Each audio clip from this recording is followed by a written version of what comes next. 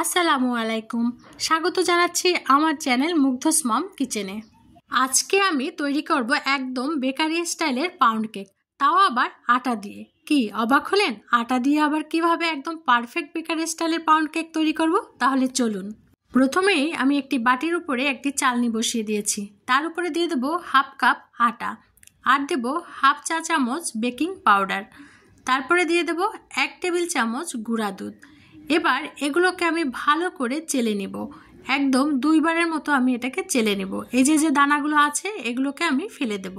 এই যে একবার চালার পরে কিন্তু আমি দ্বিতীয়বারও চেলে নিচ্ছি। চেষ্টা করবেন 2-3 বার চেলে নেওয়ার জন্য, তাহলে কিন্তু ভালো হবে। এই যে এবার এটাকে আমি এক সাইডে সরিয়ে নিলাম। তারপরে যে পাত্রটাতে আমি কেকটাকে বসাবো সেই পাত্রটাকে রেডি করে নেব। তার জন্য পাত্রের ভিতরে আমি প্রথমে একটি কাগজ দিয়ে তার ভিতরে কিছুটা সয়াবিন তেল দিয়ে দিলাম।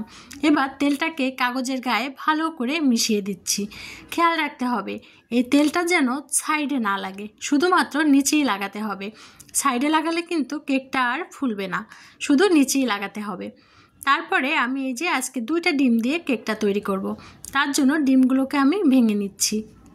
আমার 2টা ডিমই কিন্তু দেওয়া হয়ে গেছে। এবার এর ভিতরে দিয়ে দেব হাফ কাপ চিনি। আমি হাফ কাপ আটার জন্য কিন্তু হাফ কাপ চিনি ব্যবহার করছি, আপনারা চাইলে কমিয়ে বা বাড়িয়ে দিতে পারেন। এবার এটাকে ভালো করে আমি বিটারের সাহায্যে বিট করে নেব, যতক্ষণ না পর্যন্ত চিনিটা ভালো করে গলে যায়। একটু ভালো করে একটু নাড়াচাড়া দিয়ে এরপরে কিন্তু আরেকটু বিট করে নিলাম। আমার চিনিটা কিন্তু একেবারে মিশে গেছে। সেই পর্যায়ে এসে আমি এর ভিতরে 2 টেবিল চামচ সয়াবিন তেল দিয়ে দেব, আর দিয়ে দিব হাফ চা চামচের মতো ভ্যানিলা এসেন্স। এরপরে আবারও আলতো হাতে ভালো করে একটু বিট করে নিতে হবে। আমার এই ভিডিওটি যদি আপনাদের এতটুকু ভালো লেগে থাকে তাহলে অবশ্যই আমার চ্যানেলটি সাবস্ক্রাইব করবেন, লাইক কমেন্ট শেয়ার করে আমার পাশে থাকবেন। আমার কিন্তু ব্যাটারটা একেবারে রেডি, বেশি ঘনও হবে না আর একদম পাতলাও হবে না। এবার আমি সেই শুকনা গুঁড়াটা এর ভিতরে দিয়ে দেব। আমি কিন্তু পুরোটা একবারে দিইনি, প্রথমে অর্ধেকটা দিয়ে মিশিয়ে নিয়েছি, তারপরে কিন্তু বাকি অর্ধেকটাও আমি দিয়ে দিলাম। এবার আলতো হাতে সুন্দর করে মিশিয়ে নিতে হবে। এই যে একদিকে দিয়েই কিন্তু ঘুরিয়ে ঘুরিয়ে মিশিয়ে নিতে হবে। এটার ঘনত্বটা দেখুন, একদম ঘন হয়নি আবার কিন্তু পাতলাও না, দেখেই হয়তো আপনারা বুঝতে পারছেন। এবার কিন্তু আমি এইটাকে মোল্ডের ভিতরে দিয়ে দেব। একটু উঁচু থেকে ঢালার চেষ্টা করবেন, তাহলে ভিতরে যদি কোনো বাতাস থাকে সেটা বের হয়ে যাবে। এবার একটা কাঠি দিয়ে আমি সব জায়গায় সমান করে নিচ্ছি। এভাবে কাঠি দিয়ে সমান করলে ভিতরে বাতাস থাকলে সেটাও কিন্তু বের হয়ে যাবে। এবার আমি চুলায় কিন্তু একটি কড়াই বসিয়ে দিয়ে এটাকে গরম করে নিয়েছি। অবশ্যই এটা গরম করে নিতে হবে। তার ভিতরে আমি এই যে কেকের মোলটাকে বসিয়ে দিলাম। এবার চুলার জালটা কিন্তু আমি একেবারেই কমিয়ে দেব, দিয়ে ঢেকে দিয়ে অপেক্ষা করব প্রায় 30 থেকে 35 মিনিট। 30 থেকে 35 মিনিট পর কিন্তু আমি একটা কাঠি দিয়ে চেক করে নিচ্ছি। এই যে দেখুন আমার কেকটা কিন্তু একেবারেই রেডি।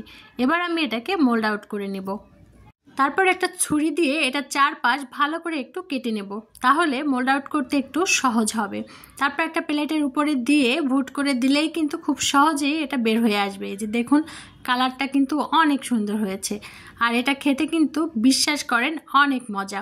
এবার এটাকে আমি বেকারি স্টাইলে পিস পিস করে কেটে নেব। আপনারা যদি এই রেসিপিটি ফলো করে কেক তৈরি করেন আপনাদের কেকও কিন্তু একদম এরকমই পারফেক্ট হবে। এই যে দেখুন কতটা সফট হয়েছে, আর এটা টেস্ট সত্যি অনেক সুন্দর। এই যে দেখুন একেবারেই কিন্তু সফট। দেখলেন তো কত সহজেই কিন্তু এত সুন্দর কেকটা তৈরি করা যায়। অবশ্যই কিন্তু আপনারা বাসায় তৈরি করবেন এবং কেমন হয়েছে সেটা আমাকে কমেন্টে জানাবেন। তো আজকের ভিডিও এই পর্যন্ত।